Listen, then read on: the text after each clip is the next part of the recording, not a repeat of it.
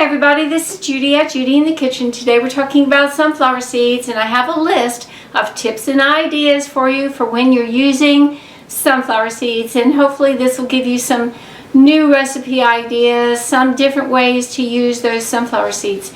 This list was very long, and so I broke it up into 3 parts. This is part 3. If you want to see the other videos, check out the links below in the description box, and I do have them there, and I encourage you to watch all 3 videos so that you can get this entire list. There's a lot here that you can do with sunflower seeds. Why not stuff a pita bread with some salad and sunflower seeds for some extra crunch and flavor and added nutrition? Top your favorite pasta dish with some sunflower seeds.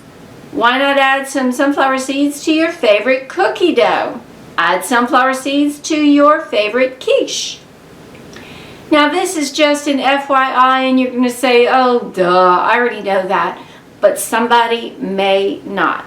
Just so you know, don't eat the shells of the sunflower seeds. They're tough, they're fibrous, and the human digestive tract really cannot break them down.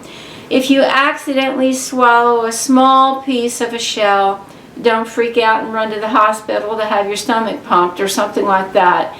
It should pass through okay, but you just don't want to eat any amount of them. It may cause some real digestive issues for you in the process. So stay away from the shells if you possibly can.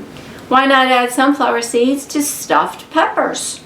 Or add sunflower seeds to your favorite bean or legume salad. Add sunflower seeds to a veggie pizza. Add sunflower seeds to a cabbage slaw. Top your favorite fruit salad with some sunflower seeds. How about topping some cooked winter squash, like a butternut squash, with caramelized sunflower seeds? And here's how you can do that.